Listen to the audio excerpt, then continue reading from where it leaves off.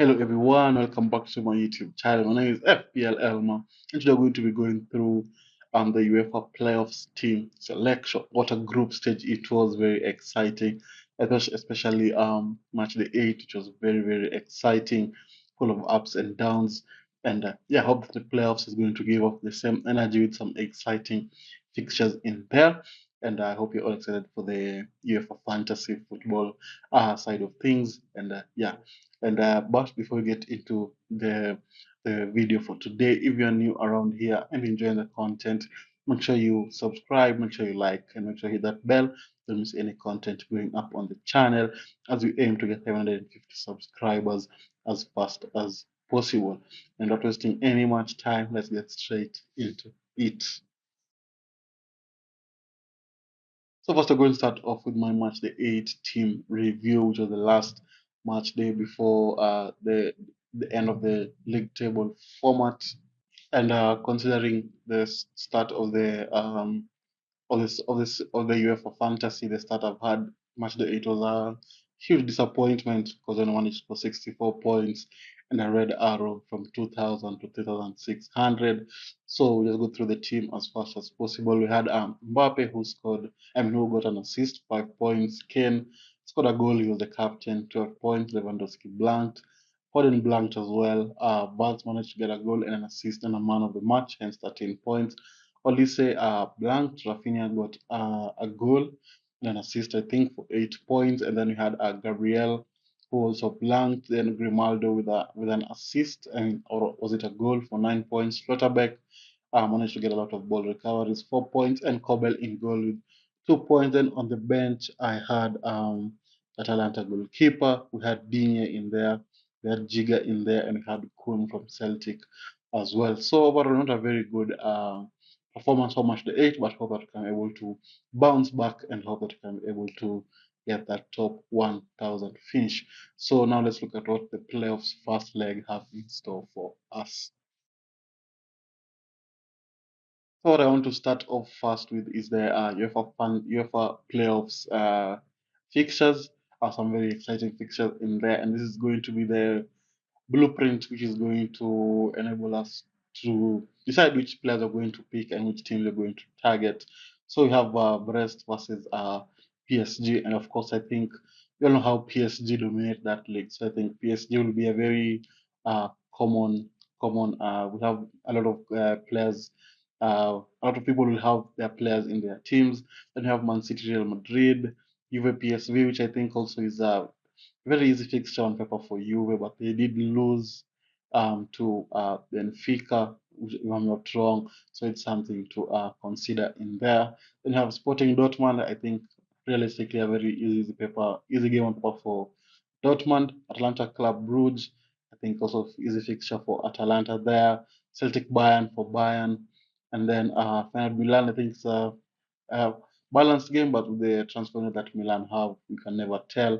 Then Monaco Benfica, which I think is the balanced game for this playoffs round. So it's going to be difficult to decide. But I think from the fixtures, you mostly be looking at PSG players, Dortmund, and Bayern Munich players, and maybe some Atalanta players, where they do tend to rotate in the Champions League. But also some of the teams I'll be looking to mostly have in my team.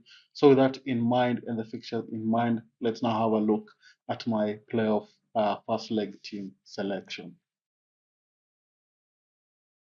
So I'm going to start off with the goalkeepers and the defenders. In goal, I'm going to be having Donnarumma in there, and I just noticed you can have 4 players from one team, and so I've decided to go for 4 PSG players and we'll go through them as we go through. So Donnarumma in goal as they're going to be playing on Tuesday, and the beauty we are going to, because PSG are playing fast, they're going to have the early team music and be able to plan accordingly according to those lineups they're going to be lining up for their Tuesday fixtures. I'm going to having Donnarumma in there as the Atalanta goalkeeper because I've just gone for him since they're playing on Wednesday. So that's why I can be able to do my subs. So that's why I've gone for those pair in goal. Then you have Hakimi as well against Brest, as I've mentioned earlier. PSG tend to destroy the teams in League One, and I think this will be the case again. Then we have Schlotterbeck against Sporting. Let's hope for a clean sheet over there. That one have been looking a little bit better since they got their new manager, and they've been looking solid defensively. So I hope that can be able to do something against Sporting. Then you have Kolasinac against Club Brugge. Kolasinac has been very good in that left wing back position, popping up with some assists, some crucial assists. And that's why I've gone for him in there. Then you have Guerrero from Bayern Munich, just because they're playing Celtic, I want to have as many Bayern Munich players in there. You know, they have the likes of Upamecano and Kim Min-jae, who are more nailed on compared to Guerrero, but I just love the attacking threat that Guerrero gives to the team. That's why I've gone for him in there. Then you have Tio Hernandez finishing off the defenders and goalkeeper department. They're going to be playing Feyenoord, and he looked good in their previous fixture that they played in the league. I think don't forget, I watched the match. I don't remember the team they were playing against.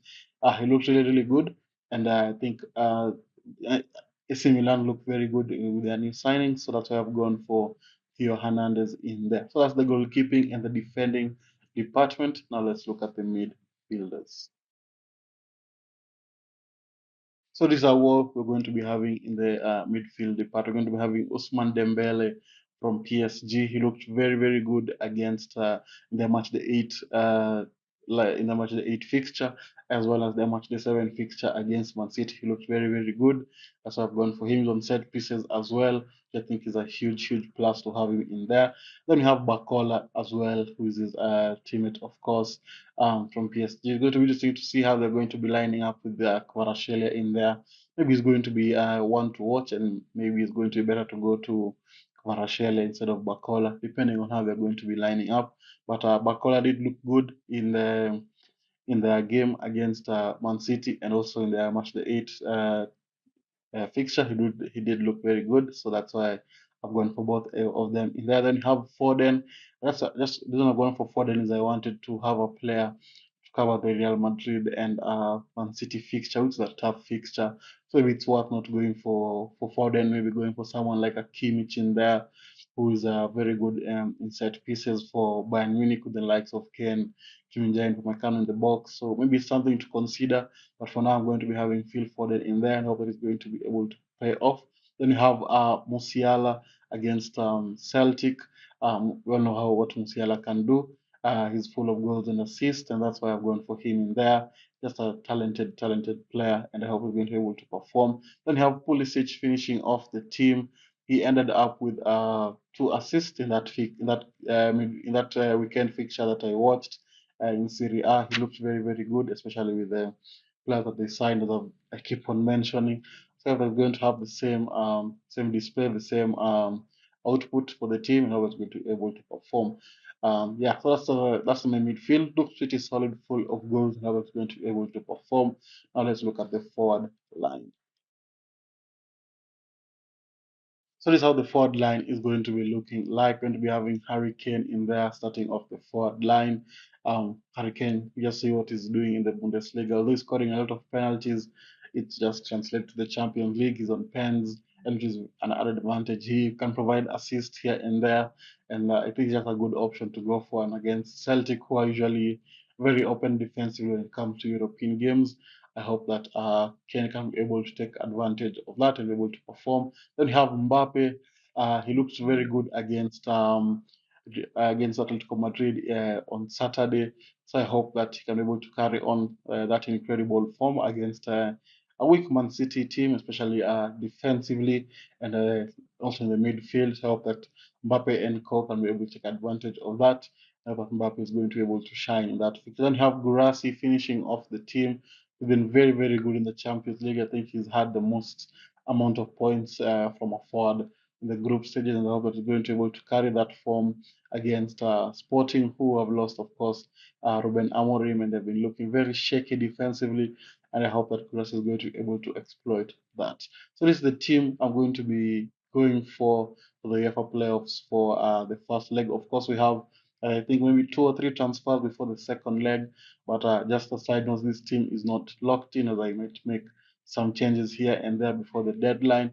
So yeah, this is just my initial thoughts, and I hope it is going to be able to pay off, and I hope it's going to be my final team. We'll just have to wait and see. Of course, if you want to see my final team, check out my socials. All the links are down in the description.